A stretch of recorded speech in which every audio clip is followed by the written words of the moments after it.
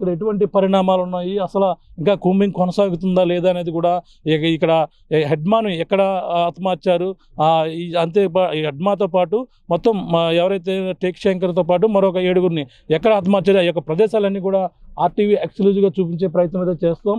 ఇక చూడవచ్చు, ఇటుగా చూసే ప్రయత్నం అయితే చేద్దాం.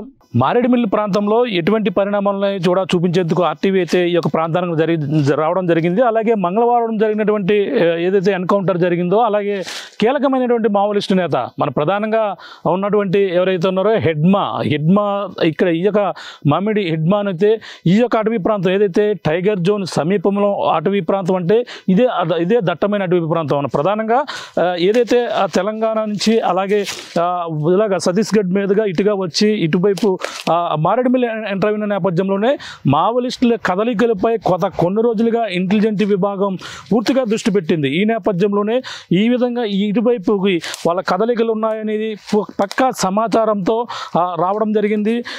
మనం చూస్తున్నటువంటి టైగర్ క్యాంప్ ప్రాంతం ఏదైతే ఉందో ఈ యొక్క ఏరియాలోనే హెడ్మాతో పాటు మొత్తం 6గురిని అయితే ఈ యొక్క ప్రాంతంలోనే హతమార్చినటువంటి పరిస్థితి ఉంది. ఇక్కడే ఇంకా పోలీసుల బలగాలు ఈ యొక్క ప్రాంతంలోనే గస్తీ కాస్తున్నాయి.